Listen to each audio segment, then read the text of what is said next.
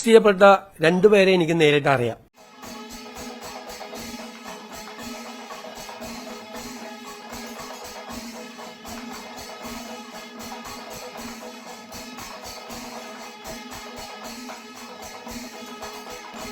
Arrest ചെയ്യപ്പെട്ട രണ്ടുപേരെ നമ്മുടെ മുഖ്യമന്ത്രി സാറിന് നന്നായി അറിയാമത്രേ. എന്തിനാണ് അറസ്റ്റ് ചെയ്തത് എന്നുള്ളതാണ് രണ്ടാമത്തെ ഭാഗത്ത് ആ പോലീസുകാർ തെരഞ്ഞു നടക്കുന്ന കണ്ടില്ലേ, ഒരു നായയൊക്കെ വെച്ച് നടക്കുന്നുണ്ട്. അതെന്തിനായിരുന്നു എന്നും കൂടെ നമുക്ക് അറിയണ്ടേ? അത് നമുക്കൊന്ന് വിശദമായി ഒന്ന് പരിശോധിക്കാം. Welcome to debate space Malayalam. Let's begin.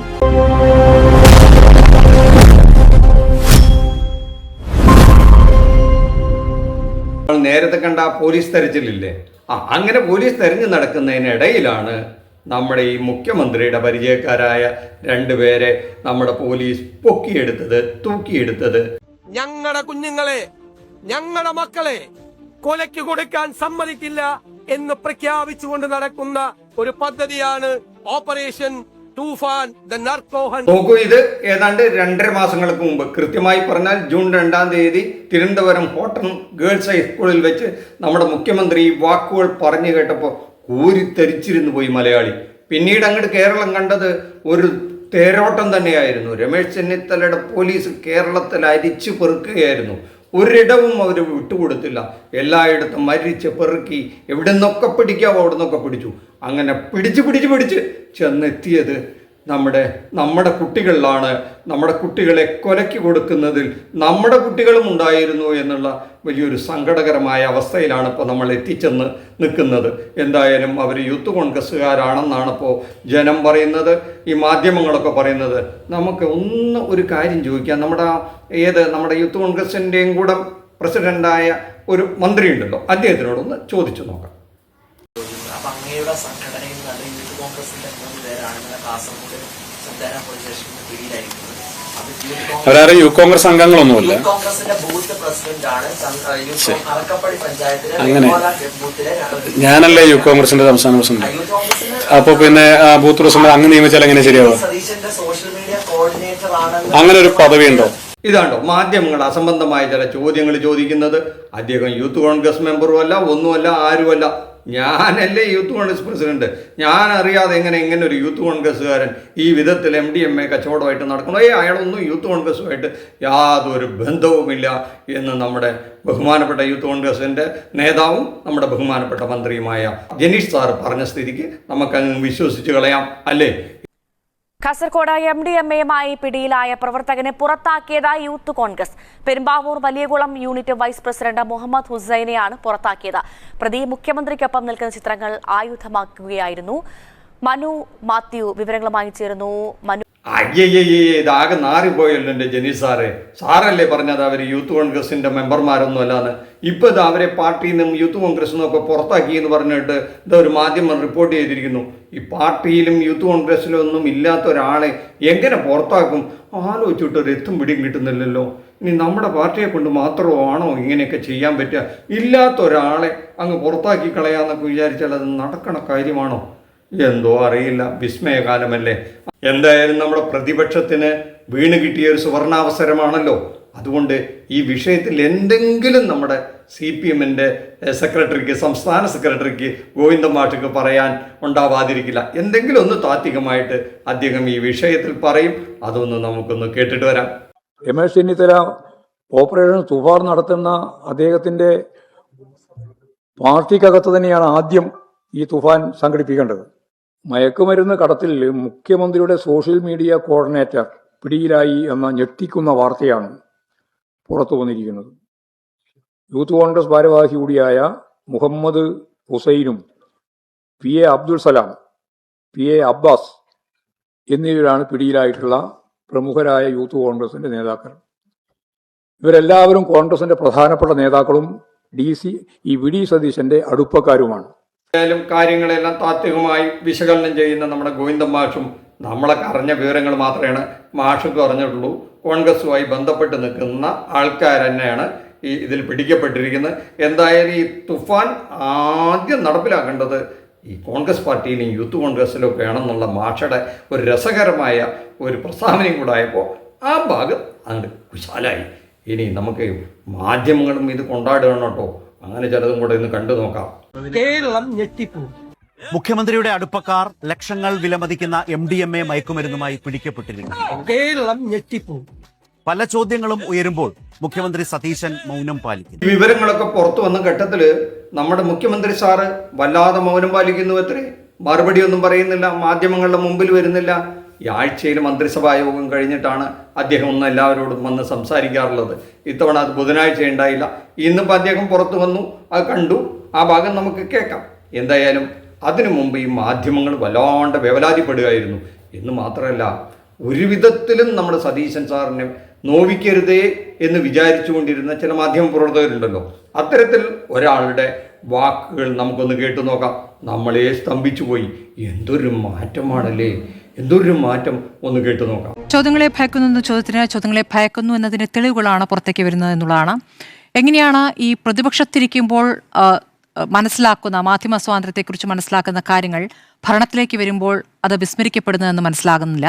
ഒരു കസേരയിലേക്ക് എത്തുമ്പോഴേക്കും ആ നിലപാട് മാറുന്നത് എങ്ങനെയാണ് മനസ്സിലാക്കാൻ കഴിയുന്നില്ല. കാരണം സുതാര്യത ഉറപ്പ് നൽകിക്കൊണ്ടാണ് ഈ മുഖ്യമന്ത്രി, ഈ സർക്കാർ എന്നതിനപ്പുറം മുഖ്യമന്ത്രി തന്നെ സുതാര്യത ഉറപ്പ് നൽകിക്കൊണ്ടാണ് പല കാര്യങ്ങളോടും മാധ്യമങ്ങളോട് ആദ്യഘട്ടത്തിൽ തന്നെ പ്രതികരിച്ചത്. അപ്പോൾ നമ്മൾ ആ ഒരു സുതാര്യത, പ്രതിപക്ഷ നേതാവായിരിക്കുമ്പോൾ പറഞ്ഞ കാര്യങ്ങളിൽ ഉള്ള വിശ്വാസം അദ്ദേഹം ഭരണത്തിലേക്ക് വരുമ്പോൾ പ്രതീക്ഷിക്കുകയായിരുന്നു യഥാർത്ഥത്തിൽ ചെയ്തത്. കഴിഞ്ഞ സർക്കാരുമായി ബന്ധപ്പെട്ടും മാധ്യമ സ്വാതന്ത്ര്യവുമായി ബന്ധപ്പെട്ട് നിരവധി വിഷയങ്ങൾ ഉണ്ടായിട്ടുണ്ട്. കടക്ക് പുറത്ത് എന്നുള്ള പിണറായി വിജയന്റെ ആ വാക്കുകൾ അത് തെരഞ്ഞെടുപ്പ് കാലത്ത് എപ്പോഴും ഇന്നത്തെ ഭരണപക്ഷം ഉന്നയിച്ചിരുന്ന വാദമാണ്, ഈ കടക്ക് പുറത്ത് വാദം. അതോടൊപ്പം തന്നെ മുണ്ടെടുത്ത മോദി എന്നുള്ള പ്രയോഗം നമ്മൾ കേട്ടിട്ടുണ്ടല്ലോ. മുണ്ടെടുത്ത മോദിയാണ് പിണറായി വിജയൻ എന്ന്. അപ്പോൾ ആ രൂപത്തിൽ മാധ്യമങ്ങളുടെ ചോദ്യങ്ങളെ അവഗണിച്ചുകൊണ്ട് അതിരൂക്ഷമായി പ്രതികരിച്ചുകൊണ്ട് അല്ലെങ്കിൽ ചോദ്യങ്ങൾക്ക് ഉത്തരം നൽകാതെയൊക്കെ നിൽക്കുന്ന പിണറായി വിജയനെ നമ്മൾ കണ്ടിട്ടുണ്ട്. അപ്പോൾ അത് തന്നെ ആവർത്തിക്കാനല്ലല്ലോ മറ്റൊരു ഭരണകൂടത്തെ ഇവിടെ തിരഞ്ഞെടുത്തിരിക്കുന്നത്. അപ്പോൾ അതിലുമപ്പുറം നീങ്ങുകയാണോ എന്ന് ആശങ്കപ്പെടുന്ന കാര്യങ്ങളാണ് ഇപ്പോൾ ഉണ്ടായിരിക്കുന്നത്. നോക്കൂ, നമ്മുടെ പ്രേക്ഷകർ ശ്രദ്ധിച്ചൊന്നറിയില്ല, നമ്മുടെ സ്മൃതി പരുത്തിക്കാട് മാഡം സതീശനെ കുറ്റം പറയുകയാണെങ്കിലും മിക്കവാറും സമയങ്ങളിൽ ഈ പിണറായി അങ്ങനെയായിരുന്നു, ഇങ്ങനെയായിരുന്നു, അങ്ങനെയായിരുന്നില്ലേ എന്നൊക്കെ ചോദിച്ച് ഈ പിണറായിയേക്കാൾ മോശമാകാനാണോ നമ്മുടെ പ്രിയപ്പെട്ട സതീശൻ സാറ് ശ്രമിക്കുന്നത് എന്ന് വളരെ കഷ്ടപ്പെട്ട് പറഞ്ഞു വയ്ക്കുന്ന ഒരു ഭാഗമാണ്. എന്നാൽ പോലും നമ്മുടെ സ്മൃതി പരുത്തിക്കാട് മേഡത്തിനും അങ്ങനെ പറയേണ്ടി വന്നില്ലേ എന്നാണ് ഇപ്പോൾ ഇടതുപക്ഷത്തെ ചില സുഹൃത്തുക്കളൊക്കെ ചോദിക്കുന്നത്.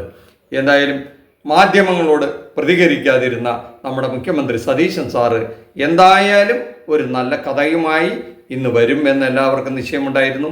അങ്ങനെ ആ കഥ റെഡിയായി. ആ കഥ നമുക്ക് കേൾക്കാം. ഒന്ന്, ഈ അറസ്റ്റ് ചെയ്യപ്പെട്ട രണ്ടുപേരെ എനിക്ക് നേരിട്ട് അറിയാം. മുഹമ്മദ് ഹുസൈനെ, അബ്ദുൽ സലാമിനെ എനിക്ക് നേരിട്ട് അറിയാം. അതിൽ മുഹമ്മദ് ഹുസൈൻ അവിടുത്തെ ഒരു യൂത്ത് കോൺഗ്രസ് പ്രവർത്തകനായിരുന്നു. ഞാൻ ആദ്യമായിട്ട് അദ്ദേഹത്തിനെ ഫോണിൽ വിളിക്കുന്നത് നവകേരള സദസ്സുമായിട്ട് അദ്ദേഹത്തിന് പെരുമ്പാവൂരിൽ കുറുപ്പമ്പടി MGM സ്കൂളിന്റെ മുമ്പിൽ വെച്ച് ക്രൂരമായ ലാത്തിച്ചാർജിൽ പരിക്കേറ്റ് അദ്ദേഹം കിടക്കുന്ന സമയത്താണ്. ഞാനന്ന് പരിക്കേറ്റ ആ നവകേരള സദസ്സ് നടക്കുമ്പോൾ എല്ലാ സ്ഥലത്തും ലാത്തിച്ചാർജും ആണ്. അപ്പൊ ഇദ്ദേഹത്തെ ഫോണിൽ വിളിച്ചു. അങ്ങനെയാണ് ആദ്യമായിട്ട് ഫോണിൽ വിളിക്കുന്നത്. ഫോണിൽ വിളിച്ച് ആശ്വസിപ്പിച്ചു. എല്ലാവരും ആശ്വസിപ്പിക്കുമല്ലോ. ഫോണിൽ വിളിച്ച് തല്ലുകൊണ്ട ആളുകളൊക്കെ ഇയാൾക്ക് നല്ല പരിക്കേറ്റിരുന്നു, ആശ്വസിപ്പിച്ചു. അപ്പൊ ഞാൻ ആശ്വസിപ്പിച്ച കൂട്ടത്തിൽ എപ്പോഴെങ്കിലും ഞാനൊന്ന് വീട്ടിൽ വരാം എന്ന് പറഞ്ഞു. സാധാരണ പറയാറുണ്ട്, പറ്റാവുന്ന സ്ഥലത്ത് പോവാറുണ്ട്. അത് കഴിഞ്ഞിട്ട് കുറെ നാളുകൾക്ക് ശേഷം ഇയാൾക്ക് തിരുമലെല്ലാം കഴിഞ്ഞ് ചികിത്സ കഴിഞ്ഞ് വീട്ടിലിരിക്കുകയാണെന്ന് പറഞ്ഞു. ഞാൻ ഇദ്ദേഹമുള്ള ആ വെങ്ങോല പഞ്ചായത്തിലൊരു പരിപാടിക്ക് പോയി കഴിഞ്ഞപ്പോൾ MLA-യോടും അവിടുത്തെ പാർട്ടി ഭാരവാഹികളോടും ഒപ്പം അവരെല്ലാം കൂടി പറഞ്ഞു ഒന്ന് പോകണം, സാറ് വാക്ക് കൊടുത്തിട്ടുള്ളതാണെന്ന് പറഞ്ഞ് ആ വീട്ടിൽ പോയി ഇദ്ദേഹത്തെ കണ്ടതിന് ഫോട്ടോസൊക്കെ ഉണ്ട്. അതിനുശേഷം ഇയാൾ എന്നെ 3 or 4 പ്രാവശ്യം പല സ്ഥലത്ത് വെച്ച് കാണാൻ വന്നിട്ടുണ്ട്. അപ്പോഴെല്ലാം നമ്മളൊരു പോലീസ് മർദ്ദനത്തിൽ പരിക്കേറ്റ ഒരാളെന്നുള്ള നിലയിലുള്ള ഒരു ഒരു ഒരു താല്പര്യം കാണിച്ചിട്ടുണ്ട് അയാളോട്. അങ്ങനെയല്ലേ, അടികൊണ്ട് വന്ന പിള്ളേര് വരുമ്പോൾ നമ്മളൊന്ന് ചേർത്ത് നിർത്തും, തീർച്ചയായിട്ടും അത് നിർത്തിയിട്ടുണ്ട്. അപ്പോൾ ഒന്നും അവിടുത്തെ പാർട്ടിക്കാർക്കോ പബ്ലിക്കിനോ ഇതൊന്നും അറിയില്ലല്ലോ ഇദ്ദേഹത്തിന് ഇങ്ങനത്തെ ഒരു സംഭവം ഉണ്ടെന്ന്. ഇപ്പോൾ അറസ്റ്റ് ചെയ്യപ്പെട്ടപ്പോഴാണ് നമ്മൾ അറിയുന്നത്. അല്ലാതെ ആർക്കും അത് അറിയില്ല. അത് എന്റെ സോഷ്യൽ മീഡിയ ടീമിലൊന്നുമില്ല. എനിക്ക് പ്രതിപക്ഷ നേതാവായിരിക്കുമ്പോഴും സോഷ്യൽ മീഡിയ ടീമില്ല, ഇപ്പോഴും സോഷ്യൽ മീഡിയ ടീമില്ല. ഞാനൊരു കോർഡിനേറ്ററെ ഒന്നും ഒരു സ്ഥലത്തും വെച്ചിട്ടില്ല. ഓരോരുത്തർ ഓരോ ഇതിന്റെ അംഗമായിട്ട് ചേരുന്നതിന് ഇപ്പം നമുക്ക് എന്ത് ചെയ്യാം. അങ്ങനെ നമ്മൾ കേരളീയർ കാതോർത്തിരുന്ന, മാധ്യമപ്രവർത്തകരൊക്കെ ആകാംക്ഷയോടെ കാത്തിരുന്ന ആ തിരക്കഥ, അതിമനോഹരമായ ആ തിരക്കഥ നമ്മൾ കേട്ടുകഴിഞ്ഞു. അയ്യോ, നമ്മൾ പാവം വെറുതെ സംശയിച്ചു പോയി. കേരളത്തിലെ പിണറായി കിരാതഭരണത്തിനെതിരെ അന്ന് ആ നവകേരള യാത്രയ്ക്കെതിരെ കരിങ്കൊടി കാണിച്ച് പോലീസിൻ്റെ അതിക്രൂരമായ മർദ്ദനത്തിനിരയായ ഒരു പാവം പയ്യനെ പരിചയപ്പെടാൻ പോവുകയും ആശ്വസിപ്പിക്കാൻ പോവുകയും ചെയ്തു എന്നുള്ള ഒരു ചെറിയ കുറ്റം മാത്രമേ അദ്ദേഹം ചെയ്തുള്ളൂ. അദ്ദേഹത്തിന് അറിയില്ലല്ലോ ഇവൻ ഇത്തരക്കാരനാണ്, ഈ പയ്യൻ ആ കുഴപ്പക്കാരനാണ്, പുളി തൊലിക്കുന്ന പോലെ തൊലിച്ചു നോക്കാനൊന്നും അറിയില്ലല്ലോ എന്നാണ് ഇപ്പം അദ്ദേഹം പറയുന്നത്. അപ്പോൾ ഈ അറസ്റ്റ് കഴിഞ്ഞപ്പോഴാണ് ഇത്ര കാര്യങ്ങളൊക്കെ പിടുത്തം കിട്ടിയത്. പക്ഷെ നമ്മുടെ ഈ മാധ്യമ പ്രവർത്തകരുണ്ടല്ലോ, അവർ ഭയങ്കരന്മാരാ സാറേ.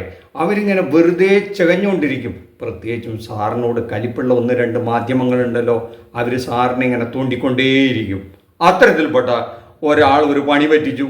അത് ഈ തിരക്കഥയുടെ ബാക്കിയായി നമ്മൾ കേട്ടു നോക്കാം. ഈ MDMA കേസുമായി ബന്ധപ്പെട്ട മുഖ്യമന്ത്രിയുടെ പ്രതികരണം ഇപ്പോൾ നിങ്ങൾ എല്ലാവരും കേട്ടല്ലോ. അതായത് നവകേരള സദസ്സിന് ശേഷമാണ് ഈ MDMA കേസിലെ പ്രതി ഹുസൈനുമായി മുസാഫിറുമായി കണ്ടതെന്ന് മുഖ്യമന്ത്രി ഇപ്പോൾ പറഞ്ഞിരിക്കുകയാണല്ലോ. ആ വാദത്തിൽ വസ്തുതയുണ്ടോ? ആദ്യമായി ഇവർ കാണുന്നത് നവകേരള സദസ്സിന് ശേഷമാണോ? അതായത് നവകേരള സദസ്സ് നടന്ന ആ സമയത്താണ് ഹുസൈൻ മുസാഫിറിനെ ആദ്യമായി പരിചയപ്പെട്ടതെന്നാണ് മുഖ്യമന്ത്രി പറയുന്നത്. എന്നാൽ നവകേരള സദസ്സ് നടക്കുന്നത് 2023 നവംബറിൽ. അതിനു മുൻപ് 2 വർഷം മുമ്പ് 2021 ഹുസൈൻ ഇന്നത്തെ മുഖ്യമന്ത്രിയായ അന്നത്തെ പ്രതിപക്ഷ നേതാവായ VD സതീശനോടൊപ്പമുള്ള ചിത്രങ്ങൾ ഫേസ്ബുക്കിൽ പോസ്റ്റ് ചെയ്തിരുന്നു.